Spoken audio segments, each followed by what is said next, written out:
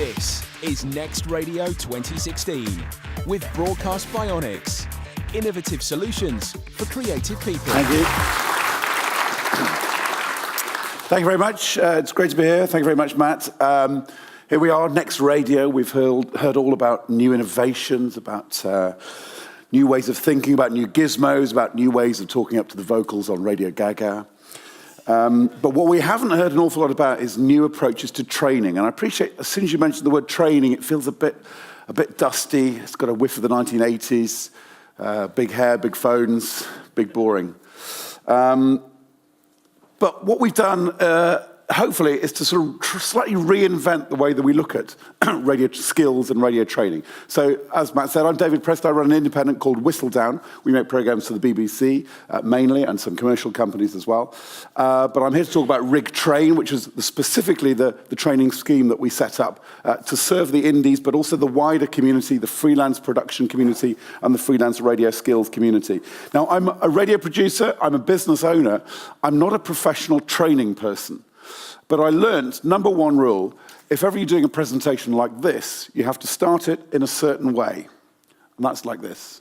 Round the next bay be a galleon full of Spanish doubloons, bound for Hispaniola. Only it ain't gonna get there, see, because we're gonna board it. What do you say, me hearties? Shall we go cut some throats? Ha ha! No, Captain. What do you mean, no? I means no, Captain. Oh, I gets it, you stinking swabs. You wants a bigger share of the loot, does ya? No, Captain. Then what do you want? We wants a training day. A training day? Summer. We wants a training day, preferably in a nice hotel near Hastings. Where all us sea dogs can sit us down and pool our experience, compare work methods, and prioritize objectives, damn your eyes. Prioritize objectives? And improve our communication skills. That's right. There's not a man on this ship what knows how to use any tense apart from the present. That's because you're pirates. And ever since pirates begins, pirates only speaks in the present tense, does pirates? First man on this ship as uses the past or pluperfect tense dies where he stands. He was there. Or a conditional. Well, that's no way to motivate people, is it? Andy Hamilton from the £1 Million radio show, sometime in the mid-80s, which is where training is sort of stuck a bit. But I wanted to play that because, listen to the clip. I mean, wonderful writing, great production, great delivery, perfect timing, all classic radio skills. And all great radio skills. And if any of you have ever tried to teach any of those skills, it's really very difficult. You know, it's sort of a very slow process. You can put something in front of somebody, you can explain to them some of the mechanics, a few sort of laws of physics around radio furniture and things like that. But then you've just got to hope that a bit of experience, a bit of exposure helps them somehow to get to that eureka moment when people just sort of get it. And I think so many of the skills that we all have here in this room have probably been acquired in a very, very similar way.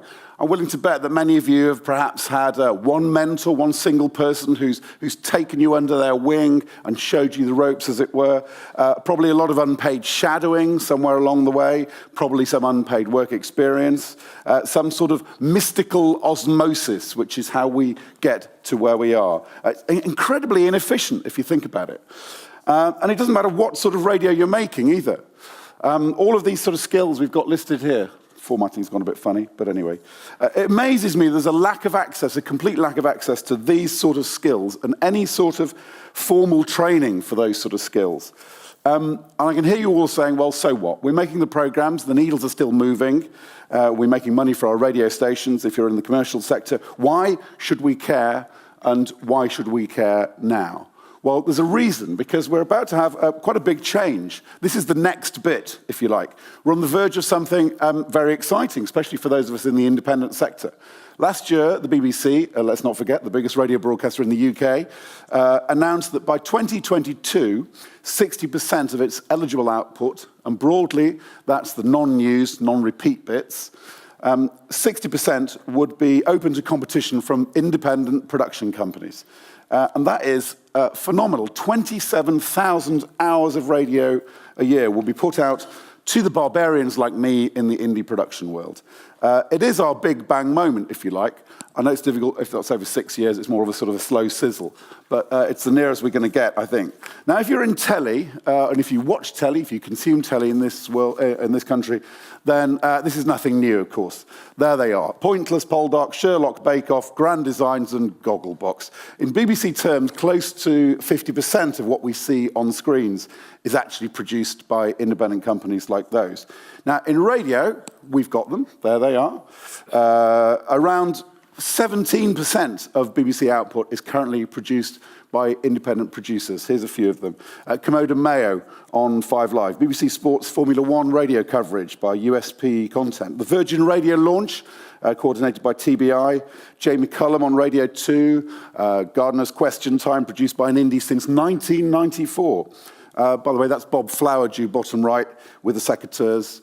He's the Poldark of Radio 4. No scythe, and he keeps his top on. Top right, The Reunion, which was the Broadcasting Press Guild's radio programme of the year for 2016, which is produced by my company, Whistledown, so we're very proud of that one. And the organisation that all those production companies are members of is RIG, the Radio Independence Group, as Matt mentioned. It lobbies, it negotiates, it does a fantastic job of selling our sector to the people that matter. 3 years ago, we did some work, I was involved in it, looking at the skills in our sector and where they were and what was needed. We started to realise that we had a bit of a problem. All of the member companies of RIG, almost to a man, about 100 of them are SMEs. The largest member company has around 70 employees. The majority are smaller, some are very much smaller, some are essentially one-person operations, sole traders. Across the board, though, we heard the same cry from everyone. We'd love to do training. We know we need to do training. We know it would help the way that we do our job. We just don't have the time and we don't have the cash. And in a nutshell, that was the problem. It was a real frustration at being unable to find any sorts of courses or any way of supporting teaching and skills transfer in those companies at a price that people could afford, and that's the crucial thing. The good news is that we had, and we still have, a very thriving freelance community of producers, presenters, reporters, social media experts, sound designers. And they've got lots of enthusiasm, lots of ideas, but they're not very well spread around the country, and at that stage, they weren't very diverse either. So we put a little plan into place. We spoke to Creative Skillset. Now, if those of you who know Creative Skillset will know they're the agency that helped people like us in creative sectors. They told us that we had a problem. We had a classic skills gap. And they pointed us in the direction of a new government scheme, as it was then run by the Department of Business. And after about a year of fairly tortuous form filling and trying to hit the right biometrics in certain areas, we got the funding and we were off. So designing courses, training trainers, and we're all pirates now, prioritizing our objectives. The model really was to put money on the table for facilities and for trainers, for training trainers, and within the indies themselves, keeping the skills and spreading them out and sharing them from indie to indie. And RIG itself was committing time and support to basically managing the whole system and running it all. Just to give you a few ideas, in practical terms, we got people with skills to talk to people who wanted them and who needed them. So that was in the form of day courses, it was in the form of masterclasses, it was in the form of introduction to the Indies days, diversity mentoring, and a leadership forum as well, which still continues. We've had, by the way, just going back to that, we had Olympic medalist Rebecca Adlington. That was back in the time when actually being a gold Olympic medalist meant something. I mean, these days, everybody has them. She gave her tips on sports commentary.